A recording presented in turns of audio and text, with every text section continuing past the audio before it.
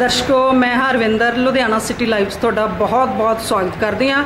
ਦਰਸ਼ਕੋ, ਜਿਵੇਂ ਅੱਜ ਅਸੀਂ ਜਾਣਦੇ ਹਾਂ ਦੇਸ਼ 'ਤੇ ਕਿਵੇਂ ਮਹਾਮਾਰੀ ਫੈਲੀ ਹੋਈ ਹੈ, ਕਰੋਨਾ ਦਾ ਪੀਰੀਅਡ ਚੱਲ ਰਿਹਾ ਹੈ, ਤੇ ਅਸੀਂ ਅੱਜ ਇੱਕ ਮਹਾਨ ਸ਼ਖਸੀਅਤ, ਇਹ ਕਿਸੇ ਜਾਣ ਪਹਿਚਾਣ ਦੇ ਮੁਹਤਾਜ ਨਹੀਂ ਨੇ, ਇਹਨਾਂ ਨੇ ਬਹੁਤ ਸਾਰੇ ਦੂਰਦਰਸ਼ਨ 'ਤੇ ਪ੍ਰੋਗਰਾਮ ਕੀਤੇ ਨੇ, ਤੇ ਅੱਜ ਮੈਂ ਉਹਨਾਂ ਨਾਲ ਤੁਹਾਡੀ ਮੁਲਾਕਾਤ ਕਰਾਇਆ। ਮੇਰੇ ਨਾਲ ਨੇ ਅੱਜ ਜਸਵੀਰ ਸਿੰਘ ਘੁਲਾਲ ਜੀ, ਇਹ ਇੱਕ ਜੈਵਿਕ ਖੇਤੀ ਕਰਦੇ ਨੇ, ਤੇ ਅੱਜ ਅਸੀਂ ਇਹਨਾਂ ਤੋਂ ਜੈਵਿਕ ਖੇਤੀ ਬਾਰੇ ਪੁੱਛਾਂਗੇ ਕਿ ਅੱਜ ਕੱਲ੍ਹ ਦੇ ਜਿਹੜੇ ਸਮੇਂ ਦੇ ਵਿੱਚ ਜੈਵਿਕ ਖੇਤੀ ਕਿਵੇਂ ਲਾਹੇਵੰਦ ਹੁੰਦੀ ਹੈ। ਬਹੁਤ ਵਧੀਆ ਤੁਸੀਂ ਇਹ ਸਵਾਲ ਕੀਤਾ ਹੈ।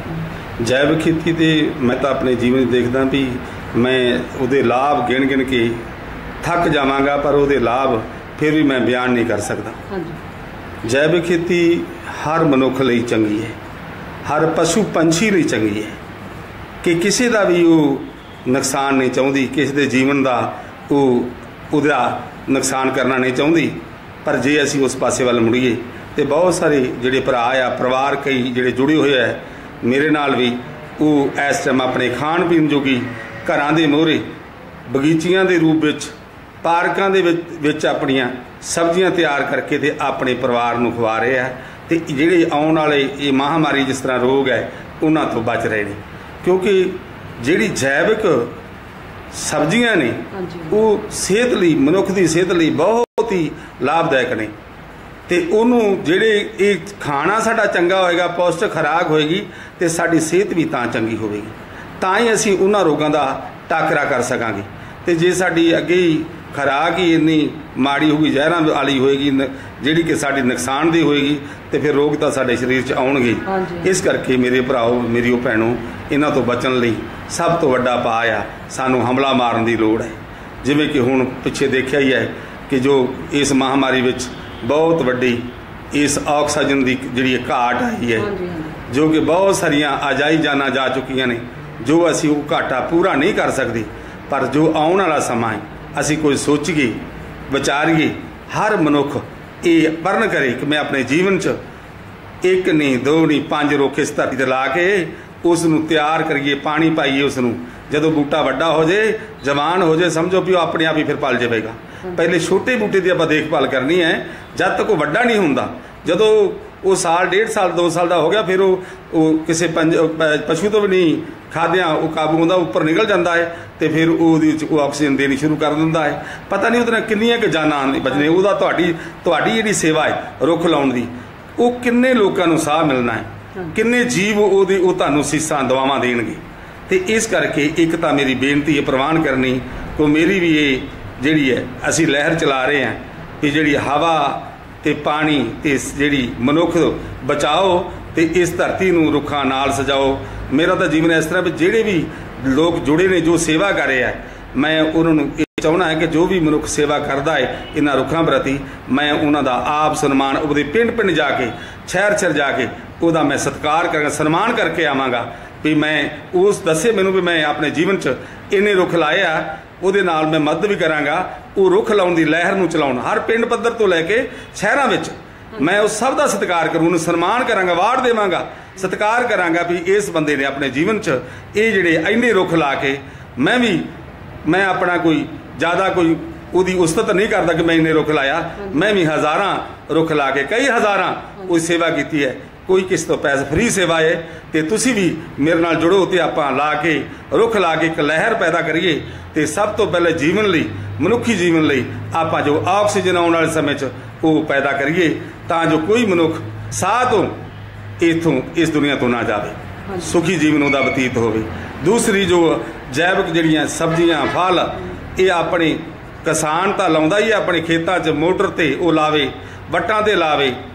ਤੇ ਜਿਹੜੇ ਤੁਸੀਂ ਘਰਾਂ 'ਚ ਬੈਠੇ ਜੇ ਤੇ ਆਪਣੇ ਘਰਾਂ ਦੇ ਮੂਹਰੇ ਹੁਣ ਬਾਰਿਸ਼ ਹੋ ਰਹੀ, ਤੁਸੀਂ ਘੀਏ ਦੀਆਂ ਵੇਲਾਂ, 2-4 ਤੋਰੀਆਂ ਦੀਆਂ ਵੇਲਾਂ, 2-4 ਬੂਟੇ ਕਰੇਲਿਆਂ ਦੀਆਂ ਵੇਲਾਂ, ਤੇ 2-4 ਲੌਕੀ ਦੀਆਂ ਵੇਲਾਂ, ਤੇ 2 ਬੂਟੇ ਟਮਾਟਰ ਦੇ, ਤੇ 2 ਬੂਟੇ ਮਿਰਚਾਂ ਦੇ, ਇਹ ਜ਼ਰੂਰ ਘਰੇ ਲਾ ਲਓ। ਜੇ ਤੁਸੀਂ ਗਮਲਿਆਂ ਵਿੱਚ ਵੀ ਲਾ ਸਕਦੇ ਜੇ, ਤੇ ਛੱਤਾਂ ਦੇ ਉੱਪਰ ਵੀ ਲਾ ਸਕਦੇ ਜੇ, ਤੇ ਇਹਨਾਂ ਨੂੰ ਤੁਸੀਂ ਆਪਣਾ ਖਾਣ ਪੀਣ, ਆਪਣੀ ਰਸੋਈ ਦਾ ਇਹਨਾਂ ਨੂੰ ਸ਼ਿੰਗਾਰ ਬਣਾਓ। ਨਾਲ ਤਾਂ ਆਪਣੇ ਇਹਦਾ ਜੋ ਪੈਸਾ ਸਾਡਾ ਰਸੋਈ ਦਾ ਘਰ ਦਾ ਖਰਚਾ ਬਚੂਗਾ, ਨਾਲੇ ਚੰਗੀ ਖਾਣ ਨਾਲ ਅਸੀਂ ਆਪਣੀ ਸਿਹਤ, ਆਪਣੇ ਪਰਿਵਾਰ, ਆਪਣੇ ਬੱਚਿਆਂ ਨੂੰ ਬਚਾ ਲਵਾਂਗੇ। तो इसलिए सब तो चंगी पौष्टिक खुराक है। तो इहो जिहे करोने वारियां महामारियां तो बचन विच इस जैविक खेती का बहुत वड्डा योगदान है। इस करके भराओ मेरी भैणों इस पासे वाल मुड़िए, आपां अपने जीवन नूं जे खुशहाल बनाउणा चाहुंदे जे ते जैविक खेती मिशन नाल जुड़ो ते तुसीं इहदा लाभ उठाओ। मेरे तो जानकारी जदों मर्जी लो, तो जदों कोई बूटे भी चाहिए तो मैं उहदी भी सेवा करदा रहना है कि मैं बूटे भी तुहानूं वंडदा रहां। तो मेरा जीवन सेवा सच्चे पातशाह ने ਉਹ ਲਾਇਆ ਤੇ ਮੇਰਾ ਸਾਰਾ ਜੀਵਨ ਇਸ ਪਾਸੇ ਲੱਗ ਜਾਵੇ ਤੇ ਤੁਸੀਂ ਮੇਰਾ ਸਾਥ ਦਿਓ। ਮੈਂ ਤੁਹਾਡੇ ਨਾਲ ਹਾਂ ਤੇ ਇਹੀ ਕੁਝ ਕਹਿਣਾ ਚਾਹਣਾ ਹੈ ਕਿ ਵੱਧ ਤੋਂ ਵੱਧ ਰੁੱਖ ਲਾਈਏ ਤੇ ਆਪਣੇ ਇਸ ਜੈਵਿਕ ਖੇਤੀ ਨਾਲ ਜੁੜੀਏ ਤੇ ਤਾਂ ਜੋ ਅਸੀਂ ਆਪਣੇ ਪਰਿਵਾਰ ਨੂੰ ਠੀਕ ਢੰਗ ਨਾਲ ਉਹਨੂੰ ਦਿਸ਼ਾ ਖੁਸ਼ਹਾਲ ਕਰ ਸਕੀਏ। हाँ जी, कुलाल साहब जी ने सानू बहुत ही लाहेवंद गल्लां दसियां। कुलाल साहब तुसी पहली गल कीती है जैविक खेती बारे। जैविक खेती हर मतलब कि जिहड़े करदे ने किसान करदे ने वो कहंदे ने भी इन्हां दे जैविक खेती दे झाड़ ते बहुत फर्क पैंदा भी जे तुसी जैविक खेती करोगे, क्योंकि उन्हां ने आमदन दे जिहड़े साधन ने कई साडे जिहड़े किसान वीर ने उन्हां दे आमदन दा साधन खेतीबाड़ी ही हुंदा है। जां वो सब्जियां बेच के अपना परिवार पालदे ने जां वो अपनी जिहड़ी फसली चक्कर है इन्हां तो जिवें कणक झोना हो गया इहदे तो अपना पालदे ने। इन्हां दे जिहड़े झाड़ ते जिहड़ा हैगा थोड़ा जिहा फर्क पैंदा। इन्हां इस बारे तुसीं की कहना चाहोगे, क्योंकि हर इंसान अजकल यही चाहुंदा भी अपना स्टैंडर्ड मेनटेन करे, अपने वध तो वध पैसा कमाउणा चाहुंदा। इस पैसे की अंधाधुंध दौड़ ने हर इंसान खुदगर्ज है। ते जैविक खेती बारे तुसीं होर मतलब कि ये जिहड़ा हैगा की कहना चाहोगे, इहदे झाड़ ते किन्ना फर्क पैंदा ते इस बारे तुसीं सानू दसो। बहुत वधिया सवाल पूछा है कि जैविक खेती ते झाड़ का की असर पैंदा है। ये बिल्कुल ठीक है, झाड़ ते जरूर थोड़ा बहुता जो असर पैंदा है पहले दूसरे साल विच तीसरे साल विच ठीक हो जाता है। और बाकी है भी असी जे अपने परिवार की कीमत गिणीए उहदी झाड़ घटन की लाइए भी वह साडा मुनाफा घट गया, मुनाफा नहीं घटता, मुनाफा सगों वधदा जी। ये समझण की लोड़ है कि साडा मुनाफा किवें वधदा है। जे साडा झाड़ घटदा है तो साडा जिहड़ा जिहड़ी उसकी फसल अनाज है वो डबल कीमत के नेड़े पहुँच जाता है। उहदे वास्ते बहुत सारे लोग डबल कीमत दे के खरीद के अपने बच्चे अपने परिवार को खिलाते हैं। इस करके हुण देखो कितना महंगा आटा 150 रुपए 120 रुपए किलो विकदा है बाजारां च। कोदरे का आटा, रागी का आटा देखो कितना महंगा विकदा। स्वांग का आटा ਜਿਹੜੇ कि लोग बीमार ने डॉक्टर कहते हैं भी जे बचना जे तो तुसी इन्हां दा आटा खाओगे तो ठीक हो जाओगे, ना तुहानूं शुगर रहूगी तो ना तुहानूं मोटापा रहूगा तो ना ही तुहानूं बीपी रहेगा, तुसी बिल्कुल तंदुरुस्त रहोगे। बहुत सारे परिवार इन्ना महंगा आटा लैके खा रहे तो कि वो अनाज जिहड़ा है जे वो 15 रुपए या 20 रुपए उहदा ते जे उहदा उहनूं 35-40 रुपए भी मिल जू आटा तो वो बड़े खुश होकर खाएगा। तुसी उहनूं ये जिहड़े किसान भरा आ वो अपने परिवार की खातर तो जरूर करन, मेरी बेनती है। जे वो ज़्यादा नहीं कर सकते तो थोड़ा करन। बहुत सारिया तकनीकां आ चुकियां ने जिहड़ियां दे रस्ते असी इस जैविक खेती नूं वो निपरे चाढ़ सकते हैं। जे साडे कोल ज़्यादा गोबर नहीं कोई गल नहीं, ਉਹਦੇ वास्ते होर तकनीकां आ चुकियां ने, आजोटो बैक्टर जो बहुत सारिया तकनीकां ने जिन्हां रस्ते असी उस जैविक खेती नूं ਇਹ कर सकते हैं। ਉਹਦੇ ਨਾਲ चंगी सलाह लैके समय सिर विग्यानी नाल गल करके पंजाब खेतीबाड़ी यूनीवर्सिटी विग्यानी ਇਹ ਤੇ खोज कर रहा उन्होंने सलाह लो, मेरी सलाह लो और तुसीं तुहानूं ਉਹਦੇ बारे दसांगे। तुसीं उस दिन अपनी जिहड़ी फसल नूं फल सब्जियां अनाज नूं बड़े वधिया पाल। मैं थोड़े दिन हो गया तो अपने मैं बूटे लाए हुए सी हर्ड बहेड़ा आमला तो बहेड़ा भी लगा होया सी ते एक कटल का बूटा लाया सी उन्होंने ऐतकी 15-20 कटल लगे हुए बड़े बहुत वधिया, दिल करता भी देखी जाइए। तो मैं क्या भी अज मेरी मेहनत रंग लियाई है। देखो इन्ने समय बाद कटल साडी पंजाब विच वो एक नहीं दो नहीं मतलब 15-20 फल लगे हुए तो मेरा ख्याल वो 3-4 किलो का 5-5 किलो तक हो जाता कटल ते अजे तो 2 किलो का तो हो गया है। तो उन्हें इस तरह तुसी भी सोचो अपने खेतों च अपने घरों के मोहरे पार्क जिहड़े तुहाडे बने हैं इहो जे फलदार बूटे ਉਹਦੇ मरूद का बूटा एक लाओ बच्चों को खिलाने से। नार मेरे लाए पे नार लगे से बहुत सोहने, नार का बूटा लियाओ, लैमन ग्रास का बूटा घरे लियाओ, तुलसी लाओ। ये जो सवेरे तुसी चाह पींदे जे 2 पत्ते तुलसी दे पा लिया करो, पानी दे जिहड़ा तुहाडा रहबर है ਉਹਦੇ ਵਿੱਚ 3-4 पत्ते धो के तुलसी पा दिया करो ਤਾਂ जो वो बैक्टीरिया कोई साडे शरीर ਦੇ ਨੇੜੇ ਆਵੇ ਹੀ ਨਾ। तो यही साडे उपचार सन, साडे ਵੱਡਿਆਂ ਦੇ उपचार सन। ਅਸੀਂ ਇਹਨਾਂ ਤੋਂ दूर चले गए हैं तो ज़्यादा ये तरक्की वाले पासे दौड़े हैं। एक तरक्की करनी भी चाहिए है, तरक्की बहुत की है साड़ी देश के किसान ने साडे देश का अन्न भंडार भर दिता है, उस कोई शक नहीं।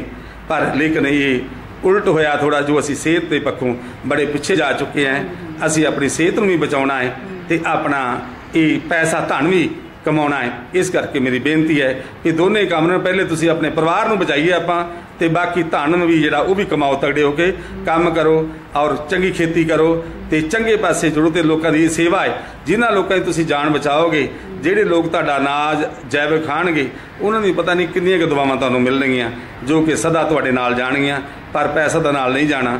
इस करके मेरी बेनती है कि तुसी जैविक खेती वाले मुड़ के जैविक खेती जरूर करो, अपने परिवार की खातर करो। हाँ जी दर्शकों, तुसी भी सारे अपने अपने घरों दे विच, जिवें कुलाल साहब ने सानू बहुत ही लाहेवंद जानकारी दी है, अपने गमलिਆਂ ਦੇ ਵਿੱਚ ਤੁਸੀਂ ਆਪਣੇ ਘਰ ਵਾਸਤੇ ਸਬਜ਼ੀਆਂ ਬੀਜ ਸਕਦੇ ਹੋ। ਉਹਨਾਂ ਦੇ ਵਿੱਚ ਖਾਦ ਬਿਲਕੁਲ ਨਹੀਂ ਪਾਉਣੀ ਹੈਗੀ। ਜਿਵੇਂ ਜੈਵਿਕ ਖੇਤੀ ਦੀ ਗੱਲ ਕੀਤੀ ਹੈ ਇਹਨਾਂ ਨੇ, ਕਿਸੇ ਇਹ ਬਿਨਾਂ ਖਾਦ ਤੋਂ ਸਾਰੀਆਂ ਸਬਜ਼ੀਆਂ ਫਲ ਉਹ ਸਾਰੇ ਉਗਾਉਂਦੇ ਨੇ। ਦੂਸਰੀ ਗੱਲ ਇਹਨਾਂ ਨੇ ਕੀਤੀ ਹੈ पौधे लगाउण बारे। तुसीं पौधे घरां दे विच लगाओ, तुसीं बहुत वड्डे वड्डे घर बना लैंदे हो, तुसीं अपने विहड़ियां दे विच फलदार पौधे जरूर लगाओ, जिन्हां तो तुहानूं ऑक्सीजन भी मिले और फल भी मिले।